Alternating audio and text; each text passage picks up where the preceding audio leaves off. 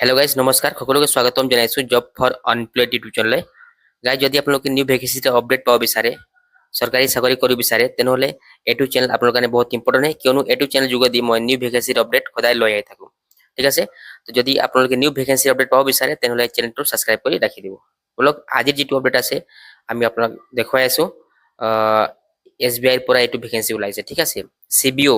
এইটো ভেকেন্সি হৈছে circle based officer vacancy তো এইটো ভেকেন্সিৰ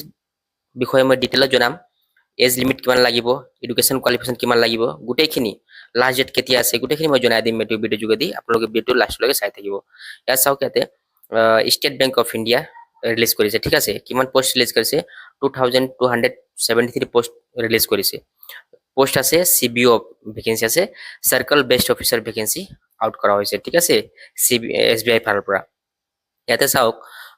পোষ্ট মই কৈ দিলো কিমান পোষ্ট আছে ইয়াতে নৰ্থ ইষ্ট সাৰ্কেল কাৰণে কিমান পোষ্ট দিয়া আছে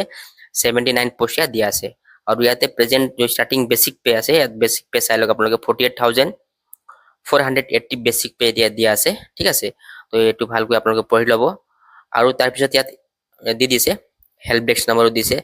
ইয়াত মই কৈ দিলো যে আপোনালোকক কি এলিজিবিলিটি লাগিব গুটেখিনি মই এতিয়া জনাই আছো এটো ভেকেন্সি কাৰণে ইয়াতে চাওক বন্ধুসকল এলিজিবিলিটি কি আছে এলিজিবিলিটি ক্ৰাইটেৰিয়া আছে এজ লিমিট কি দিছে 21 ইয়াৰ্স বিলো হ'ব লাগিব আৰু 30 ইয়াৰ্স এব হলে এটো জবৰ কাৰণে আপোনালোকে এপ্লাই কৰিব পাৰিব ঠিক আছে এজ ৰিলেক্সেশন দিয়া আছে ইয়াতে চাই লওক এসসিৰ কাৰণে 5 ইয়াৰ্স দিয়া আছে ইয়াতে চাওক এসসিৰ কাৰণে 5 ইয়াৰ্স আছে ইয়াতে চাওক এক মিনিট ইয়াতে এসসিৰ কাৰণে 5 ইয়াৰ্স দিয়া আছে ইয়াতে চাওক আৰু এসটি কাৰণে 5 ইয়াৰ্স দিয়া আছে ওবিসি কাৰণে 3 ইয়াৰ্স দিয়া আছে ঠিক আছে আৰু পিডব্লিউডি কাৰণে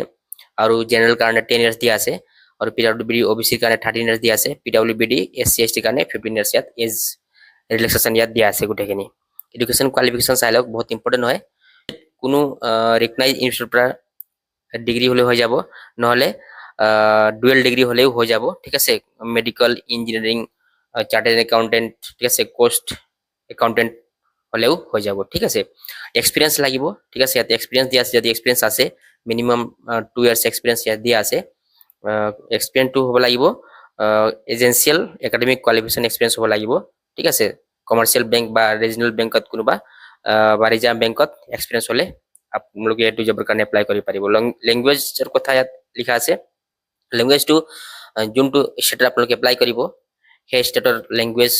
লিখিব পৰা হ'ব লাগিব বুজি পৰা হ'ব লাগিব ঠিক আছে আৰু ক'ব পৰা হ'ব লাগিব এটো আৰু এজ দি দিছে ইয়াত এপ্লিকেশন ফিস দিছে 750 ওবিসি ইউআৰ আৰু ইডব্লিউএস এৰ কাৰণে আৰু এসসি এসটি পিডব্লিউ কাৰণে কোনো এপ্লিকেশন ফিস দিয়া নাই চাই লওক ইয়াতে আৰু অনলাইন কৰিবৰ কাৰণে ওয়েবসাইট ইয়াত দি আছে চাওক ইয়াতে অনলাইন কৰিবৰ কাৰণে ইয়াত মই দেখুৱাই দিছো এটো ওয়েবসাইট হয় www.sbi.co.in কেৰিয়াৰত গৈ পেলাই ডাইৰেক্ট আপোনালোকে এইটো জবৰ কাৰণে এপ্লাই কৰিব পাৰিব আৰু এইটো জবৰ যেটো লিংক আছে মই লিংকটো ডেসক্ৰিপশন বক্সত দি দিম তাতো গৈ পেলাই আপোনালোকে ডাইৰেক্ট এপ্লাই কৰিব পাৰিব ঠিক আছে লাষ্ট ডেট কেতিয়া আছে আহক ইয়াতে